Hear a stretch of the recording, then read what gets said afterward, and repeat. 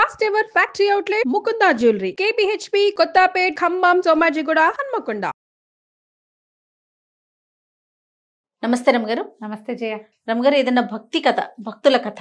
ఒకప్పుడట ఒక ఏనుగు మరణించింది. ఈ ఏనుగు యమలోకానికి వెళ్ళింది, నరకానికి. అక్కడికే కదా వెళ్తారు. యమధర్మరాజు అన్నట్ట, ఇంత పెద్ద శరీరం ఉంది, ఇంత కాయం ఉంది, నువ్వు ఎట్లా లోబడ్డావు మనిషికి అంటే, ఏనుగు అందుట, ఏం చేస్తాం ప్రభు, కాయమే ఉంది, ఇంకేం లేదు నాకు. కానీ మనిషి ఉన్నాడే, వాడికి అష్టతెలుగులు ఉన్నాయండి, వాడికి లోబడిపోతాం ఎవరమైనాను అంటే, యమధర్మరాజు అన్నట్ట, ఏమిటి మాకు వస్తారు మనుషులు, వీళ్ళంతా మనుషులు కాదు, మేమెవరికి లోబట్టలేదే, నువ్వు తెలివి తక్కువగా దొరికావన్నట్టు. ఏనుగు అందుటే, వీళ్ళంతా చచ్చిపోయాక వస్తున్నారండి, బతికున్న మనిషిని ఒకరిని తెప్పించండి, అప్పుడు మీ సంగతి తెలుస్తుంది. బతుకున్నవాడు కనుక వస్తే ఎవడైనా వాడికి లొంగాల్సిందే అనేసరికల్లా ఆయనకు ఆశ్చర్యం వేసింది. ఆ ఏనుగు అక్కడ వదిలిపెట్టి ఇక్కడే ఉండని ఆ భటువులకు చెప్పారు, ఒరే ఎవడైనా బతుకున్న మనిషిని వాడిని భటూరండ్రా అని చెప్పాడు. సరే, బతుకున్న మనిషి కోసం ఒక 4 అనుచరులు వెతకడం మొదలుపెట్టారు. వాళ్ళు మామూలుగా పాపుల్ని మోసపోతూ ఉంటారు కదా. ఒకనాడు వాకిట్లో మంచం వేసుకుని పడుకున్న ఒక కాయస్థుడు అని రాస్తారు ఆ పుస్తకంలో, కరణం, ఆయన లెక్కలు రాసేవాడు. పడుకున్న ఆయన కనిపించాడు. కనిపించేసరికల్లా వైనంగా ఉన్నాడు. ఇంట్లోకి వెళ్ళి వెతకక్కర్ల, రోడ్డు మీద కనపడ్డాడు. వాకిట్లోనే తలిపేసి మంచం వేసుకు పడుకున్నాడు. 4 పక్కల ఎత్తి మంచం లేవదీశారు. లేవదీసేసరికి అర్థం కాలే ఆయనకి, ఎవరో లేవదీస్తున్నారని చూసుకున్నాడు. చూసుకుని, ఎవరు బాబు అంటే, యమధర్మరాజు మిమ్మల్ని తీసుకురమ్మన్నారు అంటే, నేను చచ్చిపోయానా అన్నాడు. లేదండి, బతుకుని వాడిని తీసుకురమ్మన్నాడు, అదిగే తీసుకుపోతున్నాం అన్నారు. అనగానే నేనేం చేశాడు, సరేననుకుని ఆయనకి ఎప్పుడు జేబులో చిన్న పెన్సిలు, ఇంత చిన్న కాగితాలు, ఏమైనా 2-3 కాగితాలు ఉంటాయట. పడుకున్నప్పుడు కూడా ఆ జేబులో ఉంటాయి, చొక్కాతో పడుకున్నాడు. జేబులో నుంచి పేపర్ తీసి అందులో రాశాడు ఏవో 4 వాక్యాలు రాసుకుని పడుకున్నాడు. అట్టగే వాళ్ళు జేబులో పెట్టుకున్నాడు కాగితం. స్వర్గానికి నరకానికి తీసుకుపోయారు. తీసుకుపోతే యమధర్మరాజు కొలువు తీరున్నాడు. ఈయన ఏమన్నాడు, ఈ మనిషి కాయస్థుడు అని రాస్తారు. జేబులోంచి కాగితం తీసి, ఈ కాగితం యమధర్మరాజుకి ఇవ్వండి అని చెప్పాడు. చెప్పేసరికల్లా ఆయన ఏం చేశాడు, ఈ వ్యవహారం ఏమి ఇంకా వినలా, వెళ్ళాం అంతే, పైకి వెళ్ళారు. ఆ కాగితం పట్టుకెళ్ళి ఆయనకి ఇచ్చారు. ఆయన కాగితం విప్పి చదువుకున్నాడు. చదువుకుంటే వైకుంఠం నుంచి రాయబడింది కాగితం. నువ్వు చాలా శ్రమ పడుతున్నావు, నా మనిషిని వాడుకో, ఈ వ్యక్తిని వాడుకో, ఇట్లు నా శ్రీమన్నారాయణుడు చేవ్రాలు అని ఉంది. అలాగా ప్రభువు నాకు ఆజ్ఞ ఇచ్చాడని, రండి మహానుభావ అని ఈ మంచం మీద పడుకున్న ఆయన్ని తీసుకెళ్ళి తన సింహాసనం మీద కూర్చోబెట్టాడు. కూర్చోబెడితే ఏమిటి, మహాప్రభు శ్రీమన్నారాయణ ఆజ్ఞ ఇచ్చాడు, అదే కదా, ఆజ్ఞను పాటించద్దు. కాగితం చూసుకున్నాక మనం ఏం చేస్తాం, ఏదైనా ఒక ఆర్డర్ చూడగానే దాని ప్రకారం అంతే అంతే కదా. అక్కడ చీర కూర్చోబెట్టంగానే ఓ మనిషి వచ్చాడు. ఒక ఆవిడని పిలిచారు, ఒక పాపి. ఈమె గేదెల్ని తోలేదు, గేదెల పాలు తీసి పిల్లలకి పోసేది, పాలు అమ్మేది. అయితే అమ్మేటప్పుడు చాలా నీళ్లు పోసి అమ్మేది. నీళ్లు పోసి అమ్మటం వల్ల చాలామంది పిల్లలకి పొట్టలు ఉబ్బిపోయి జబ్బు చేసింది, కల్తీ పాల వల్ల. ఈమెకి ఏ శిక్ష విధిస్తారు, వైకుంఠానికి పంపించండి అన్నాడు. వైకుంఠం అంటున్నారు, వీళ్ళకి అర్థం కాలేదు. కానీ ఆయన చెప్పాడు కదా, ఆయన ఏం చెప్తే చేసేయాల్సింది. వైకుంఠానికి వెళ్ళిపోయింది ఆవిడ. అక్కడి నుంచి వాడెవడో ఇంకొకడు తప్పుడు లెక్కలు రాసి దీనికి ఒక వంతెన కట్టారు. తప్పుడు లెక్కలు రాశాడు వాడు. లెక్కలు రాసి డబ్బు తను వెనక్కి వేసుకుని మట్టితో ఇసుకతో కట్టేశాడు.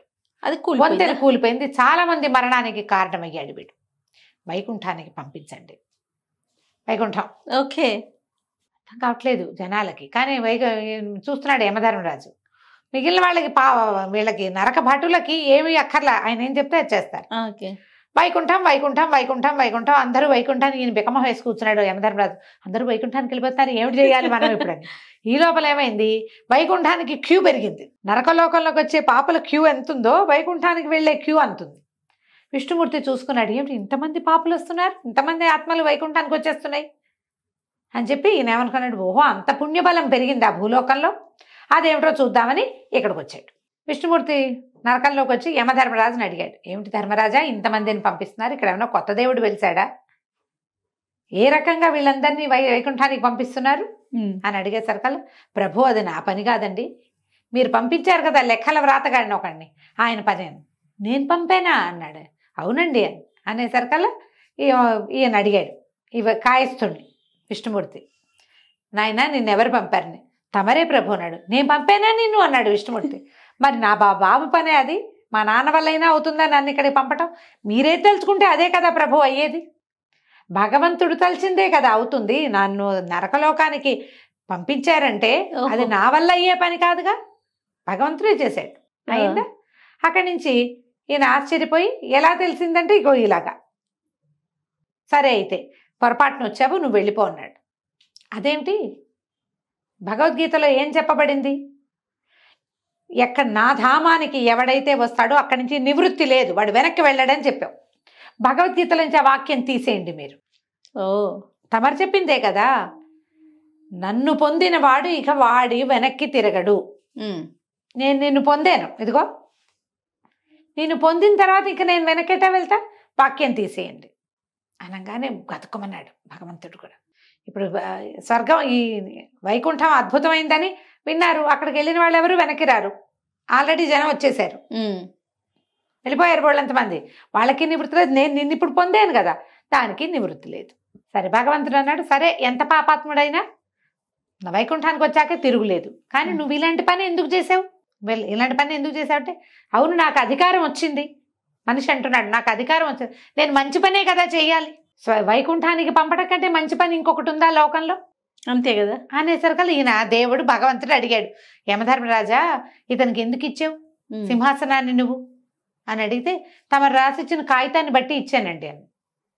కాగితం నేను రాశానా అన్నాడు. రాసింది ఎవరు? అతనే. అక్కడి నుంచి నువ్వెందుకు రాసావు అని అడిగితే, అవును నాకు ప్రచోదనం, నా లోపల హృదయంలో ఒక పిలుపు వస్తుంది. హృదయంలో ఉన్నాడు భగవంతుడు, హృదయంలో చెప్పబడించి ఉన్న భగవంతుడు చెప్పాడు నాకు. బాగుంది. ఇప్పుడు ప్రాణుల హృదయంలో ఉంటానని వాక్యం చెప్పావు కదా నువ్వు భగవద్గీతలో, ఆ వాక్యం కూడా తీసేయి.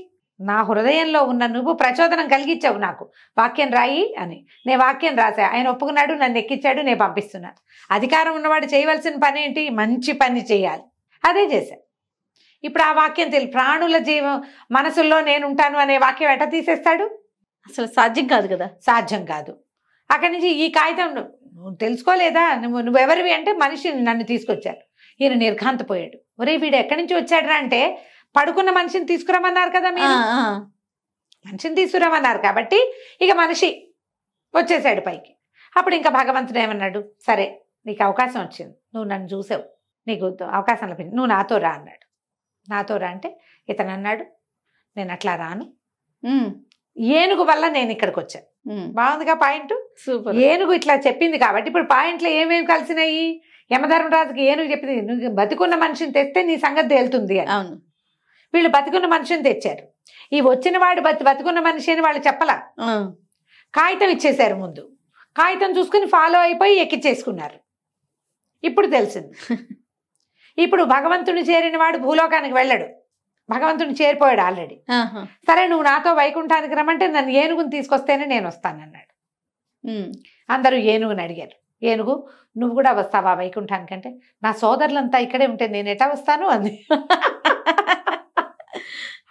అప్పుడు భగవంతుడు అన్నాడు, సరే అందరూ పదండి వైకుంఠానికి, మనం వెళ్ళిపోయాక యమధర్మరాజు ఆయన బాధ ఆయన పడతాడు. బాగుంది. గుంపంతా పోయారు. వీళ్ళందరూ కలిసి భగవంతుడితో కలిసి వైకుంఠానికి వెళ్ళిపోయారు. అధికారం, ఇది కల్పిత గాథమా. అధికారం వస్తే చేయవలసిందేంటి? మంచి, మేలు. ఏది అద్భుతమని నీ జీవితానికి అద్భుతమైన విషయంగా నువ్వు భావిస్తావో అది అందరికీ ఇవ్వాలి. చేయకూడదు ఏంటంటే అధికార దుర్వినియోగం చేయకూడదు. మనం ఇప్పుడు ఏం చేస్తున్నాం? లోకులందరూ ఏం చేస్తున్నారు?